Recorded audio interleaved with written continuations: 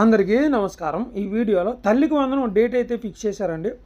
ఎప్పటి నుంచి ఖాతాలో వేయబోతున్నారో ఏంటి అనే వివరాలన్నీ కూడా వీడియోలో చెప్తాను. వీడియోని చివరిదాకా చూసి లైక్ చేసి ఛానల్ సబ్స్క్రైబ్ చేసి గంట సింబల్ ఆల్ పెట్టుకోండి.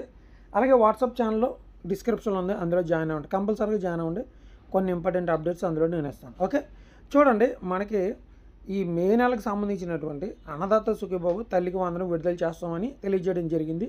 అలాగే రూల్స్ రెగ్యులేషన్స్ ఏం పెడతారని తల్లిదండ్రులు ఇటువైపు విద్యార్థులు అయితే టెన్షన్ పడుతున్నారు. అయితే ప్రభుత్వం ఏం చెప్పిందంటే, జగన్ గారు ఏవైతే అమ్మఒడికి సంబంధించినటువంటి రూల్స్ అండ్ రెగ్యులేషన్స్ పెట్టారో అవే రూల్స్ అండ్ రెగ్యులేషన్స్ ఇదే తల్లికి వందనం పథకం పేరు ఒకటే మార్చారు కనుక యథావిధిగా రూల్స్ అండ్ రెగ్యులేషన్స్ అవే ఉంటామైతే తెలియజేయడం జరిగింది.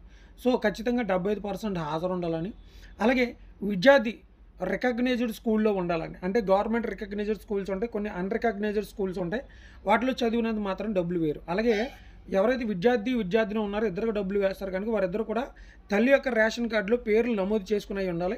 అలాగే ఇప్పుడు కొత్తగా బాల ఆధార్ అప్డేట్ చేశారు కనుక ఈకేవైసీ కూడా చేస్తున్నారు కనుక ఈకేవైసీ కూడా పూర్తి చేసుకుని ఉండాలని తెలియజేయడం జరిగింది. అలాగే హౌస్ హోల్డింగ్ మ్యాపింగ్లో ఎంతమంది విద్యార్థులు ఉన్నారో అంతమంది విద్యార్థులు కూడా ఆ తల్లికి సంబంధించినటువంటి రేషన్ కార్డులో ఉండాలన్నమాట.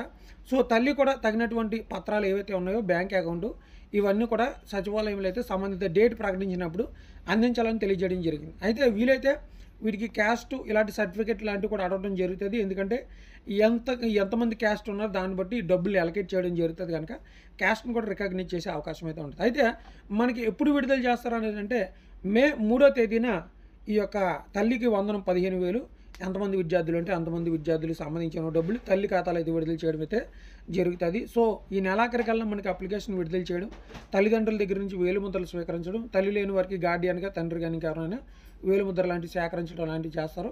సచివాలయం సిబ్బంది మాత్రం మన దగ్గర నుంచి కావాల్సిన పత్రాలు ఇవన్నీ తీసుకోవడం జరుగుతుంది, బ్యాంక్ అకౌంట్స్ అన్నీ కూడా.